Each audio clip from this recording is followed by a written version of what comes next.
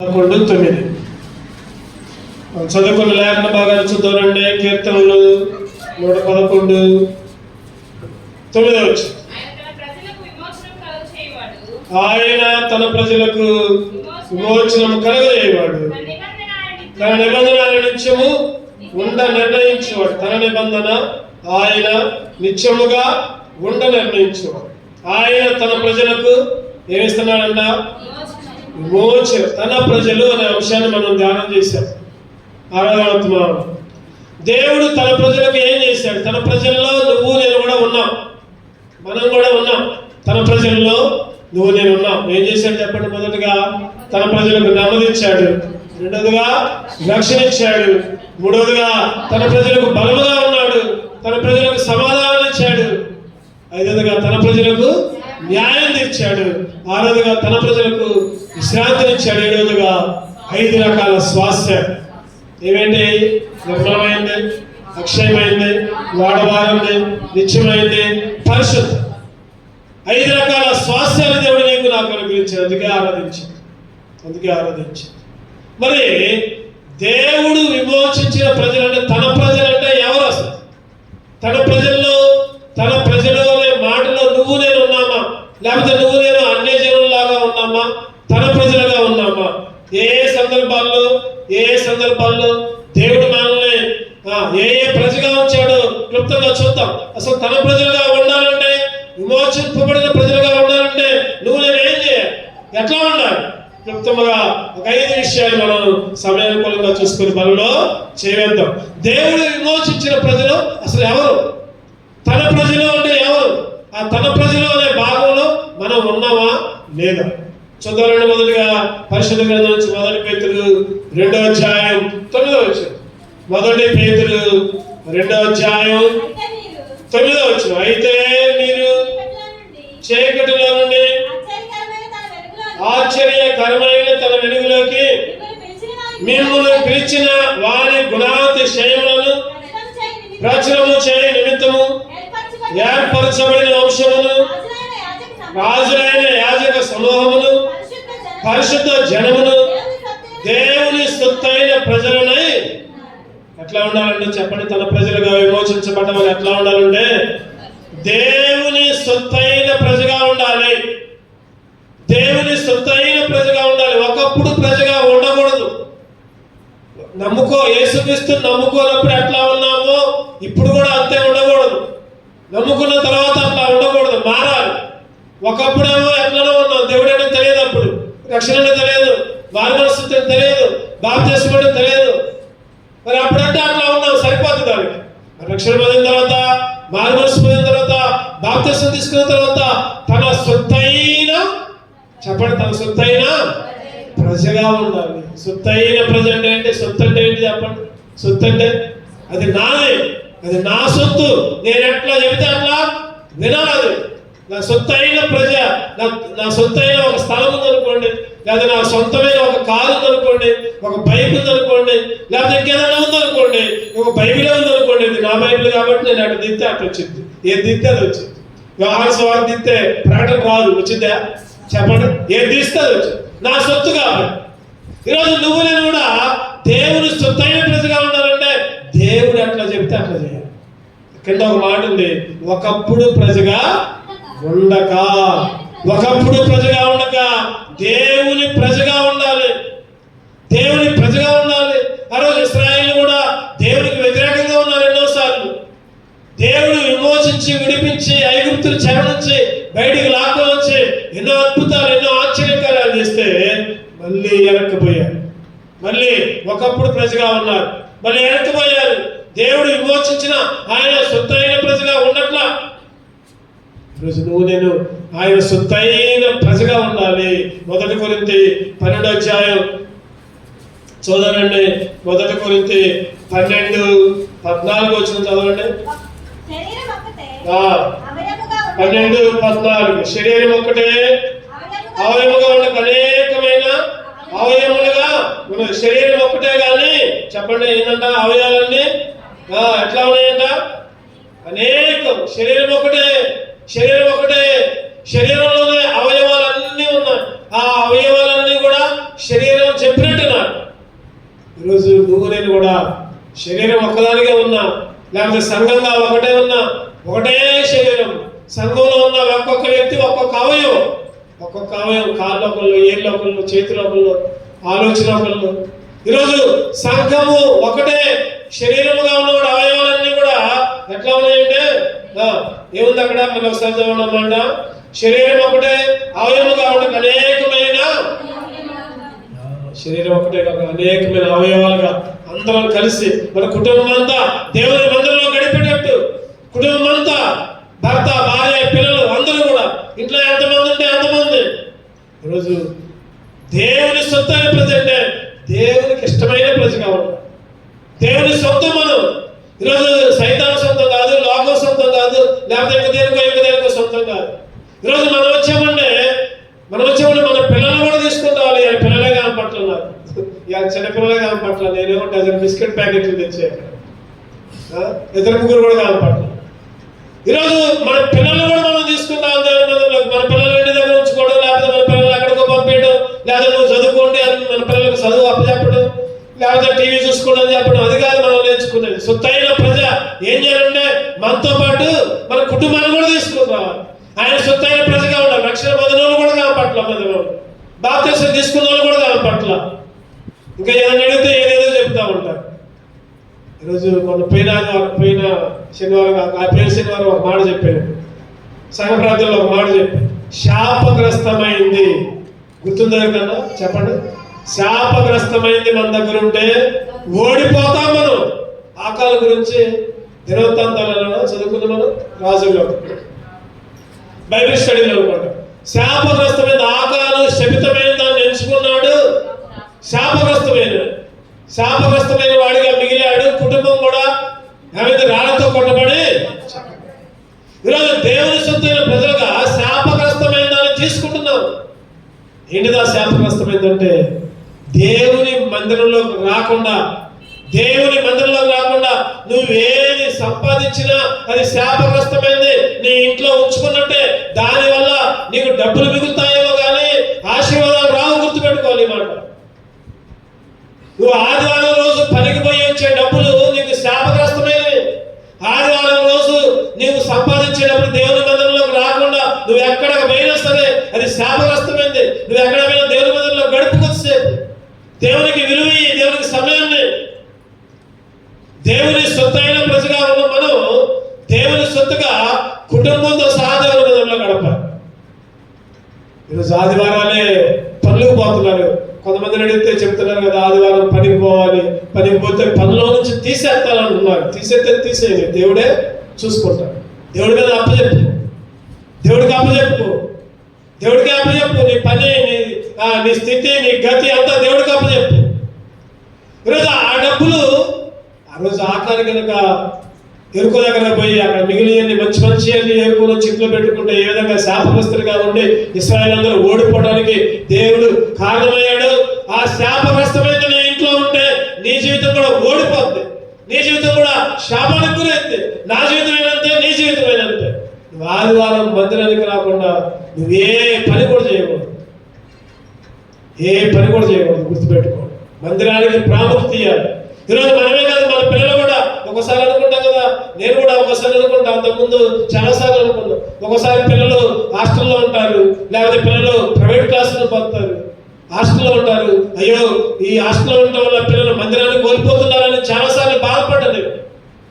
బాధపడిన రోజులు ఉన్నాయి. ఒకసారి ప్రైవేట్ క్లాసులు, ఆదివారాలే క్లాసులు, ఒకసారి ఆదివారాలే వర్కులు. ఎంత వర్కున్నా సరే ఆదివారం దేవుని మందిరంలో 3 గంటలు గడిపితే నీ చదువు కూడా ఆశీర్వాదంగా మారింది. గుర్తుపెట్టుకోండి మాట.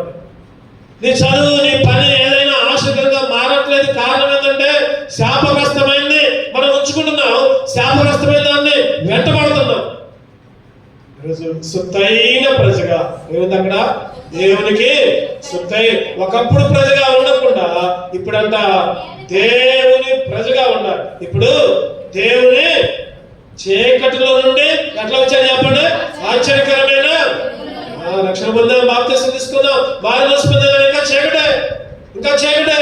నువ్వు మందిరానికి రావట్లేదంటే ఇంకా చీకట్లో ఉన్నట్టే. దేవుని వాక్యాన్ని నువ్వు చదువుకోవట్లేదంటే ఈ లోకంలో ఎంత ఎత్తారు. బైబిల్ ఎంతమంది చదువుకున్నారంటే ఈరోజు నువ్వు వాక్యాన్ని కూడా చదువుకోలేనంత బిజీలో ఉన్నవాడు నువ్వు చీకటిలో ఉన్నట్టే. ఈరోజు చీకటి నుండి ఆశ్చర్యకరమైన వెలుగులోకి పిలిచిన దేవుడు. ఈరోజు నువ్వు ప్రార్థన చేసుకోలేదంటే నువ్వు చీకటిలో ఉన్నావు. ఈరోజు నువ్వు రకరకాల చీకటిలో ఉంటే దేవుడు పిలిచాడు, వెలిగించాడు. ఆయన సొత్తైన ప్రజగా చేసుకుంటే ఇంకా ఆయన సొత్తైన ప్రజగా ఉండట్లేదు. ఇంకా ఆయన సొత్తైన ప్రజగా ఉండట్లేదు. చూద్దారండి, పరిశుద్ధ గ్రంథంలో మీరు మీ సొత్తు కాదు అని ఉంటుంది బైబిల్లో. 1 కొరింథీ 6వ అధ్యాయం 20వ వచనం చదవండి. 1 కొరింథీ 6:20 విలువ పెట్టి కొనబడిన వారు కనుక మీరు విలువ పెట్టి కొనబడ్డారు కాబట్టి మీ దేహంతో దేవుని ఘనపరచండి. ఈరోజు నేను వాడు దేవుడు కొనుక్కున్నాడు. కొనుక్కున్న తర్వాత నువ్వు సైతానికి ఇంకా అమ్మబడి ఉంటే ఎట్లా? ఇంకా సైతాన్ని చెప్పినట్టు మాట్లాడితే ఎట్లా? ఇంకా సైతానికి లోబడితే ఎట్లా? సైతాన్ని మాట్లాడితే ఎట్లా? సైతాన్ని కార్యం చేస్తే ఎట్లా? ఈరోజు నేనేం పాపం చేయట్లేదని చాలా మంది అనుకుంటా ఉంటాను. నేనేం పాపం చేయట్లా, నేను చాలా మంచిగా ఉన్నా. మంచిదే కాదట్లా. నువ్వు దేవుని మందిరానికి రాకపోతే నువ్వు పాపం చేసినట్టే అని చెప్పుకున్న వాక్యానుసారంగా పోయినసారి. నువ్వు దేవుని మందిరంలో రాకపోతే నువ్వు పాపిగా ఉన్నట్టే, పాపం చేసినట్టే. దేవునికి ఇవ్వాల్సిన సమయాన్ని నువ్వు వేయకపోతే నువ్వు పాపమే. నువ్వు ఎంత పుణ్యకార్యం చేసినా ఏం చేసినా కూడా మీరు మీ సొత్తు కాదు, విలువ పెట్టి మొదటగా ఆయన సొత్తైన ప్రజగా ఉన్నావా లేదా సరి చూసుకుని మనలో చేయి. రెండోది ఎఫెసీ 1:14. రెండోది వచ్చుతారండి. ఎఫెసీయులకు రాసిన పత్రిక 1వ అధ్యాయం 14 వచ్చి దేవుని మహిమకు కీర్తి కలుగుటకై ఆయన సంపాదించుకొనిన ప్రజలకు విమోచనము కలుగు నిమిత్తము ఈ ఆత్మ మన స్వాస్థ్యములకు సంపాదించుకున్న ప్రజలు. రెండవదిగా ఏ ప్రజలు అంటే, ఒకటోదేమో సొత్తైన ప్రజలు, రెండవది సంపాదించుకున్న ప్రజలు. దేంతో సంపాదించుకున్నాడు చెప్పండి? మనం దేంతో సంపాదించుకున్నాడు చెప్పాలి, మీరే చెప్పాలి. దేవుడు దేంతో సంపాదించుకున్నాడు నిన్ను నన్ను? ఆయన స్వరక్తము చేత, ఆయన సొంత రక్తము చేత, ఆయన కలువరి శిలువలో బలైన విలువైన అమూల్యమైన గొర్రెపిల్ల రక్తము చేత ఆయన సంపాదించుకున్నాడు. అపోస్తల కార్యాలు 28. అపోస్తల కార్యాలు 28. దేవుడు తన స్వరక్తం ఇచ్చి సంపాదించిన తన సంఘమును కాయటకు పరిశుద్ధాత్మను దేని యందు అధ్యక్షులుగా ఉంచెను. చాలు. దేవుడు తన స్వరక్తం ఇచ్చి, సొంత రక్తం ఇచ్చి సంపాదించుకుంటే నువ్వేమో దేవుడి దగ్గరికి రాకుండా దయ్యం దగ్గరకు పోతావు. నువ్వేమో దేవుడి దగ్గర రాకుండా టీవీ ముందు కూర్చుంటున్నావు. నువ్వేమో దేవుడి దగ్గర రాకుండా సీరియల్ చూసుకుంటూ కూర్చున్నావు. నువ్వేమో దేవుడి దగ్గర రాకుండా ఫోన్లు చూసుకుంటూ కూర్చున్నావు. నువ్వేమో దేవుడి దగ్గర రాకుండా సొంత పనులు ఉపయోగించుకుంటున్నావు, సొంత కార్యాలకి. ఈరోజు దేవుడు సంపాదించుకున్న జనంగా ఉన్నామా? మొదటిగా సొత్తైన ప్రజగా ఉన్నామా?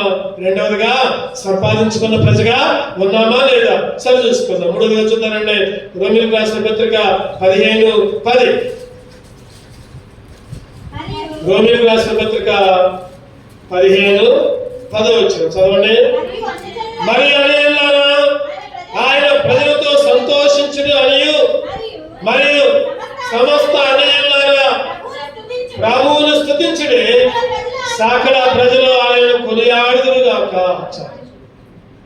అన్ని జనులారా, ఈరోజు నువ్వు నేను కూడా అన్ని జనులుగా వచ్చాం, తన ప్రజలుగా మారాం.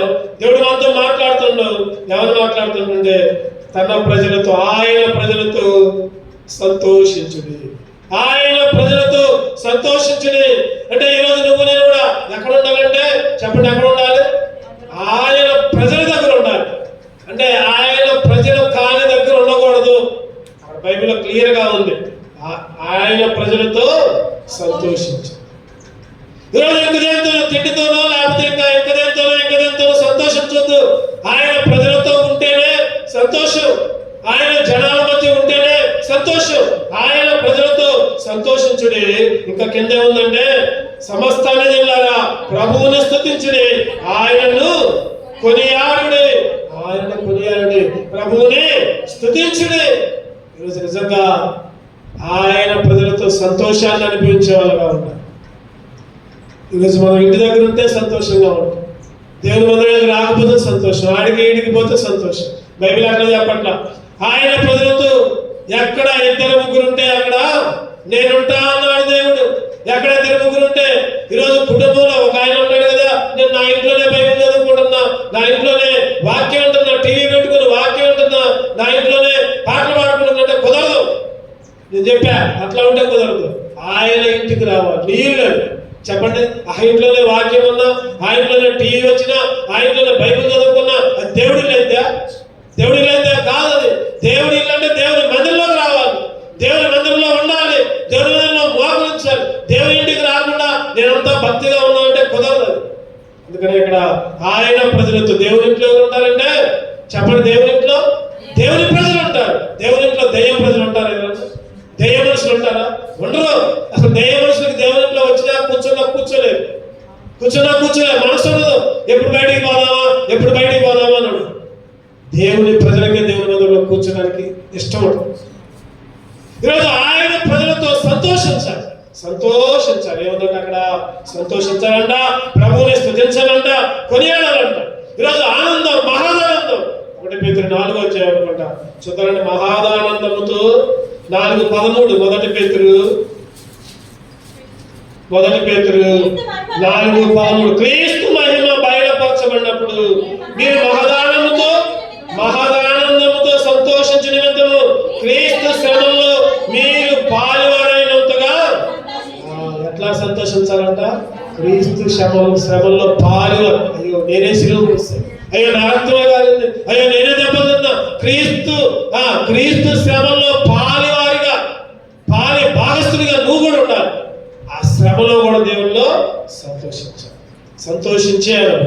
ఆయన ప్రజలు ఎట్లా ఉండాలంటే, ఒకటోది సొత్తైన ప్రజగా ఉండాలి, రెండవది సంపాదించుకున్న ప్రజగా ఉండాలి, మూడవది సంతోషించి కొనియాడి స్తుతించే ప్రజగా ఉండాలి. ఎల్లప్పుడూ కష్టం వచ్చినా, శ్రమ వచ్చినా, బాధ వచ్చినా, ఎన్నో సమస్యలు, ఎన్నో ఇబ్బందులు, ఎన్నో ఇరుకులు, చెప్పుకోలేని బాధలు అయినా కానీ ఏం చేయాలి చెప్పండి? దావీదు గారు అంటారు, ఏమంటారు? నేనెల్లప్పుడూ యెహోవాను సన్నుతింతును, నిత్యము ఆయన కీర్తి నా నోట నుండును. నేనెల్లప్పుడూ యెహోవాను సన్నుతింతును, నిత్యము ఆయన కీర్తి నా నోట నుండును. అంతా నా మేలుకే, అంతా నా మంచికే, తన చిత్తమునకు తల వంచితే ఆరాధన పదు స్తుతించుట మానదు.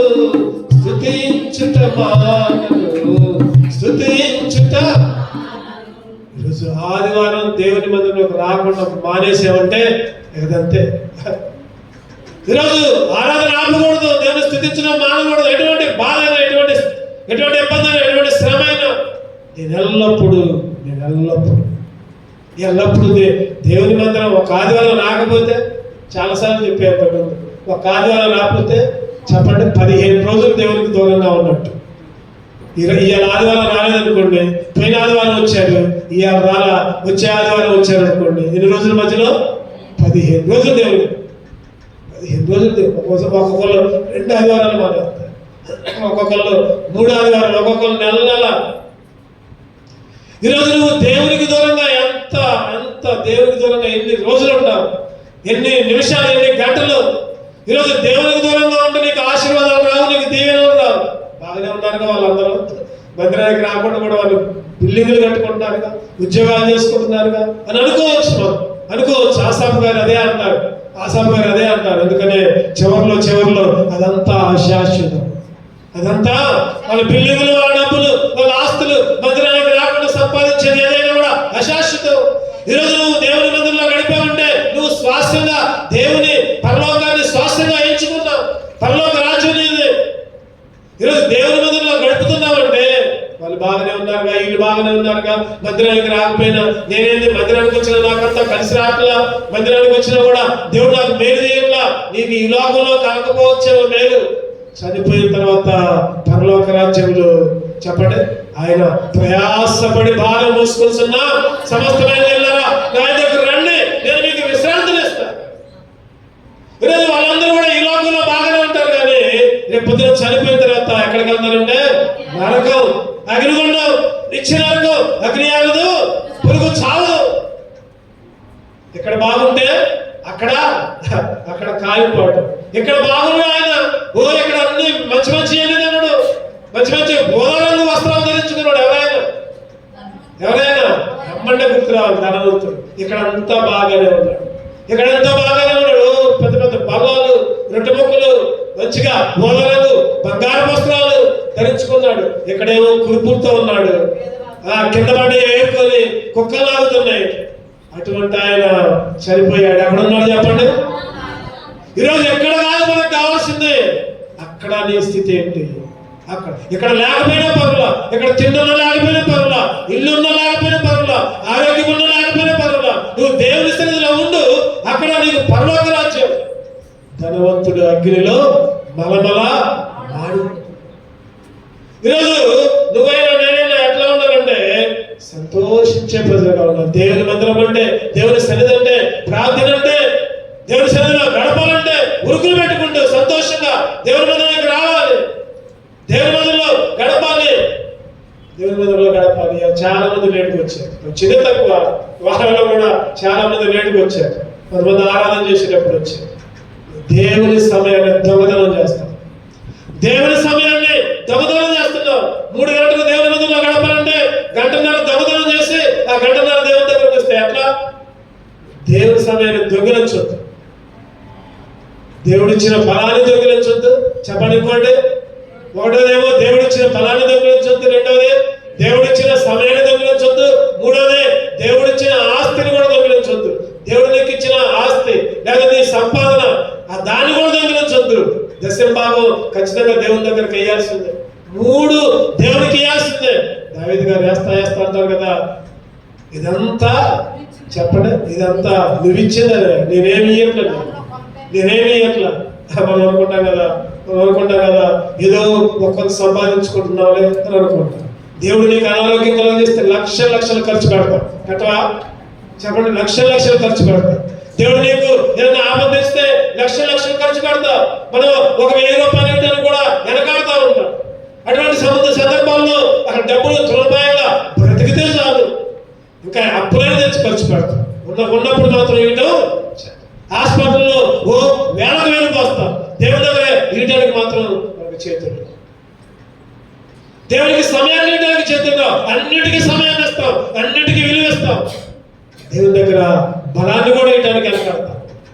ఈరోజు దేవుని దగ్గర సంతోషంతో సనుక్కోకుండా గురుక్కోకుండా ఈ 3 పనులు చేయాలని బైబిల్ చెప్తుంది. నేను చెప్పన్నా కానీ బైబిల్ ఏం చెప్తుందంటే, నువ్వు సనుకోవద్దు, కొనుక్కోవద్దు, నీకున్న బలాన్ని దేవునికి, తర్వాత నీకున్న సమయాన్ని, లేకపోతే నీకున్న దశమ భాగాన్ని, నీకు వచ్చే దాంట్లో దశమ భాగాన్ని కూడా దేవుడికి.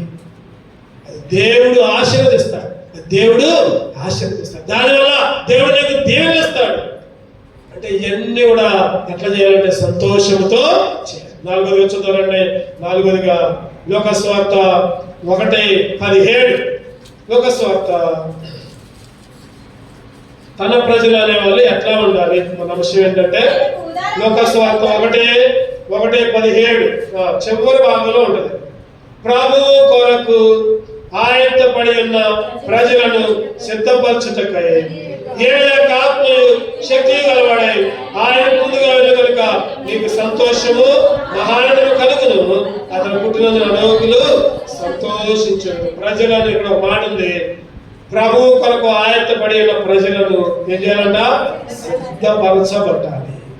సిద్ధపరచాలి. లేకపోతే నువ్వు కూడా సిద్ధపడాలి. ఈరోజు తన ప్రజలు ఎట్లా ఉండాలంటే ఎప్పటికప్పుడు సిద్ధంగా ఉండాలి. ఈరోజు చనిపోతే నీ పరిస్థితి అండి, ఈరోజు నీ ప్రాణం పోతే పరిస్థితి అండి. ఎందుకంటే వియాత్నంలో పడవ ప్రయాణంలో పోయారు అందరూ. పడవ ఎక్కి వాళ్ళు విమానాల్లోనే పోయారు. కొన్ని కోట్లు ఖర్చు పెట్టి విమానాల్లో పోయారు. దగ్గర 300 మంది దాకా పోయారు. వాళ్ళలో కొంతమంది అంట విమానంలో అయితే సముద్రాన్ని దగ్గర నుంచి చూడలేదు, పడవ మీద పోయి ఎంజాయ్ చేద్దాం, సముద్రంలో చేపలు పడదాం, సముద్రంలో అది చేద్దాం అని వేటకు పోయారు, సముద్రంలో షికారుకు పోయారు. పడవ 15 మంది అక్కడికక్కడే చచ్చిపోయారు. మన ఆంధ్రప్రదేశ్లో కూడా ఉన్నారు, ఎన్టీఆర్ జిల్లా వాళ్ళు కూడా ఉన్నారు 15 మంది. వాళ్ళంత ఆస్తుంది, కోటేశ్వర వాళ్ళు. నిజంగా ఈరోజు చనిపోతే నీ పరిస్థితి ఏంటి? నీ చావు నా చావు మనకు తెలియదు. ఏ సమయంలో రేపేమి సంభవించను చెప్పండి, రేపేమి సంభవించను నీకు తెలియదు, రేపేమి సంభవించను మీకు తెలియదు. కాబట్టి ఎప్పటికప్పుడు ఎట్లా ఉండాలంటే సిద్ధముగా ఉండాలి. దేనికి సిద్ధంగా ఉండాలి? పరలోకానికి సిద్ధంగా ఉండాలి. చావచ్చుదా రాని, నేను చచ్చిపోతేనేమో పరలోకానికి పోతా, బ్రతికితేనేమో దేవుని కొరకు జీవిస్తా. పౌలు గారు అదే అంటారు, నా మట్టుకైతే బ్రతుకుట క్రీస్తే, చావైతే లాభం. చచ్చిపోతే ఏడవకూడదు. దేవుణ్ణి అంగీకరించిన పిల్లలు చనిపోతే ఏడవకూడదు. గుర్తుపెట్టుకోండి. మా అమ్మగారు ఒకటే చెప్పారు. మా అమ్మగారు బతుకున్నప్పుడు నేను చచ్చిపోతే అసలు మీరు ఏడవద్దు, అసలే నేను చచ్చిపోతే మేము పరలోకానికి పోతాం. మా ఇంట్లో ఆడవాళ్ళు ఏడిశారు కానీ మేము అసలుకి లోపల ఆ బాధలు గుర్తుకొచ్చాయి కానీ పైకి మాత్రం అసలు ఆడవాళ్ళు మేము ఒకటే నిరీక్షణ. ఏడుదాని నిరీక్షణ అంటే చావు అంట. ఒక ఆయన అన్నాడు, చావు అంట ప్రమోషన్ అంట. చావు అంటే ఏంటి చెప్పండి? ప్రమోషన్ అంటే ఉద్యోగాల అభివృద్ధి. చావు అనేది బ్రతుకుంటే ఎన్ని కష్టాలు, ఎన్ని బాధలు, ఎన్ని సమస్యలన్నీ మన మీదకే ఉంటాయి. ఎన్ని నిందలు, ఎన్ని అవమానాలు, ఎన్ని తగాదాలు, ఆర్థికంగా ఎన్ని ఇబ్బందులు. అది చేయాలి. ఎప్పుడు శత్రులే. బ్రతుకుంటే చచ్చిపోతే అవన్నీ ఉంటాయా?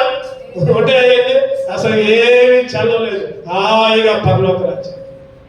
బ్రతుకుట క్రీస్తే చావైనా మేలే, బ్రతుకుట క్రీస్తే చావైనా మేలే, క్రీస్తుకై హత సాక్షిగా మారినా పౌలు వలె సాగేదా యేసునితో నా జీవిత కాలమంతా నీ సాగేదా. ఎప్పుడు దాకా జీవిత కాలం. రక్షణ పొందామంటే, మందిరానికి వస్తున్నామంటే, మారి మనిషి పొందామంటే ఒక ఆదివారం నుంచి ఒక ఆదివారం మానేయటం కాదు. లేకపోతే ఒక ఆదివారం బైబిల్ చదువుకొని ఒక ఆదివారం బైబిల్ చదువుకోకుండా ఉండటం కాదు. లేకపోతే నెలకు ఒక ఆదివారం రావడం కాదు. ప్రతి ఆదివారం, ప్రతి రోజు చచ్చిపోయేదాకా నీ సాగేదా యేసునితో నా జీవిత కాలం అంతా. చావు మనల్ని ఎడబాపేదాకా. పెళ్ళిళ్ళలో ప్రమాణాలు చేపిస్తారు. ఏమని ప్రమాణాలు చేపిస్తారు చెప్పండి? పెళ్ళిళ్ళలో చావు మనల్ని ఎడబాపు వరకు అని ప్రమాణాలు చేపిస్తారు. అంటే చచ్చిపోయేదాకా భార్యాభర్త ఎట్లా ఉండాలి? కలిసే ఉండాలి. ఈరోజు పెళ్ళిళ్ళలో కాదు, ఈరోజు క్రీస్తుతో పెళ్లి. యేసుక్రీస్తు పెళ్లి కుమారుడుగా వస్తున్నాడు. ఆ పెళ్లి కుమారుడితో పెళ్లి చేసుకున్నామంటే చనిపోయేదాకా, చనిపోయిన తర్వాత కూడా ఆయనతో ఉంటాం. ఈ లోకంలో చనిపోతే చావు ఎడబాపిదా? ఖచ్చితంగా ఎడబాపి. చచ్చిపోతే ఇక అంతే సంగతి. ఆ భర్త వేరే అమ్మాయిని పెళ్లి చేసుకుంటాడు, ఆ భార్య వేరొక అబ్బాయిని పెళ్లి చేసుకుంటుంది. వాళ్ళు పెళ్లి చేసుకోకపోయినా అక్రమ సంబంధాలు కలిగి ఉంటారు, పాపంలో జీవిస్తూ ఉంటారు. కానీ దేవుణ్ణి యేసుక్రీస్తుని పెళ్లి కుమారుడుగా వస్తే, ఆ గోడె పిల్ల వధువు సంఘంగా వస్తే ఆయన్ని పెళ్లి చేసుకుంటే బ్రతుకున్నప్పుడే కాదు, చనిపోయిన తర్వాత కూడా ఎవరు కూడా విడదీస్తారా? పరలోక రాజ్యంలో యుగయుగాలు తరతరాలు. ఈరోజు నువ్వు కూడా సదాకాలం ఆయనతో ఉంటావు. బైబిల్ చెప్తుంది అన్నమాట. ఈరోజు నువ్వు కూడా ఏం చేయాలంటే చెప్పండి? సిద్ధపడ్డావా? ఆయన ప్రజగా ఉన్న నువ్వు సిద్ధపడ్డావా? నేను రక్షణ పొందా, నేను మారుమనసు పొందా, నేను బాప్తిసం తీసుకున్నా, కానీ అనే మాట రాదు. కానీ అంటే చెప్పండి. నేను ఒకటి చెప్పా, గుర్తుందా?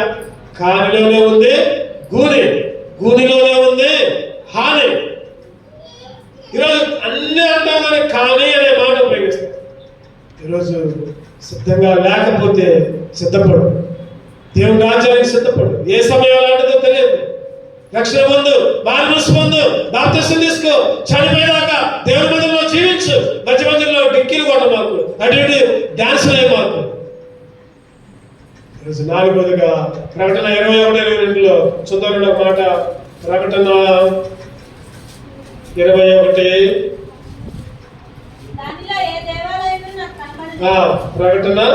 ప్రకటన 21:22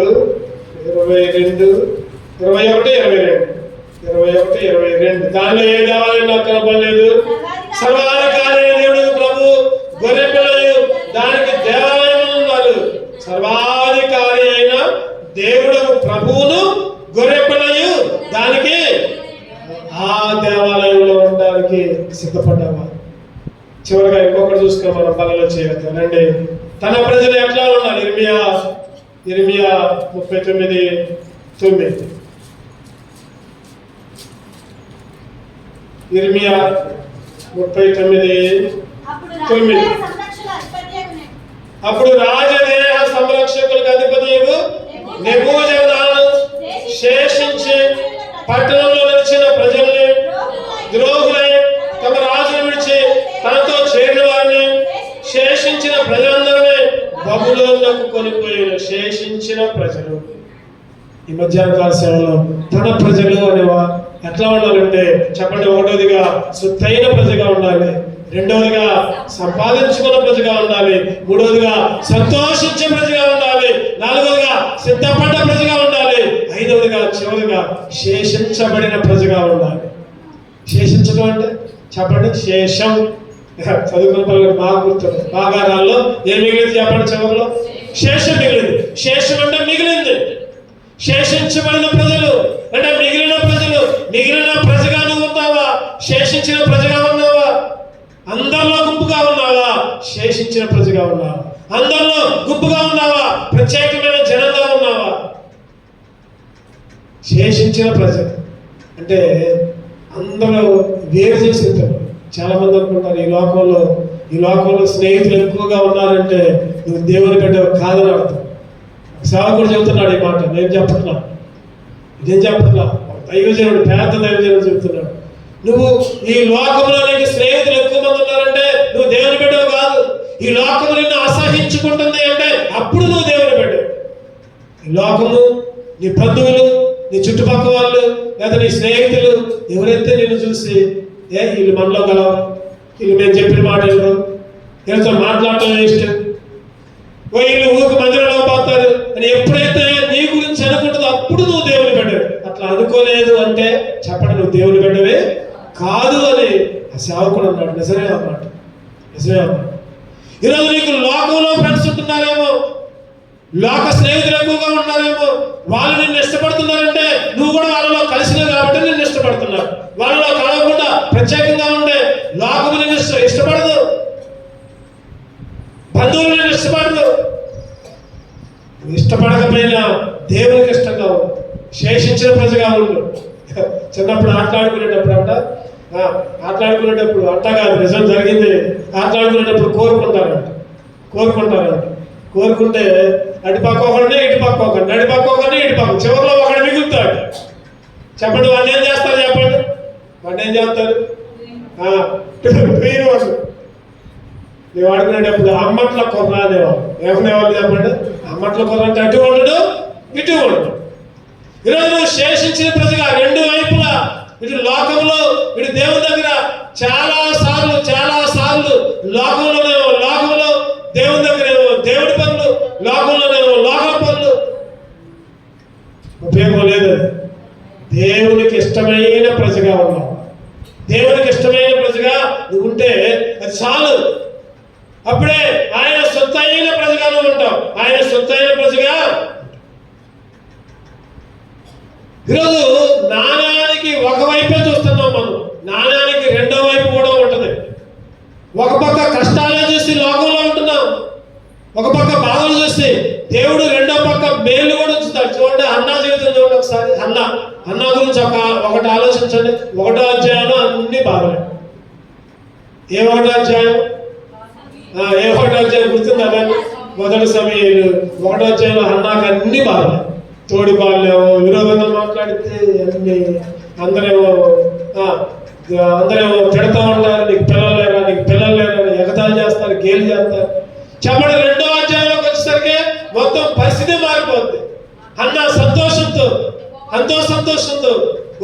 గంతులు వేసుకుంటూ, అంటే నాణ్యానికి ఒక పక్కే చూస్తున్నాం మనం, రెండో పక్క సంతోషాన్ని చూడాల. ఒక పక్క బాధే.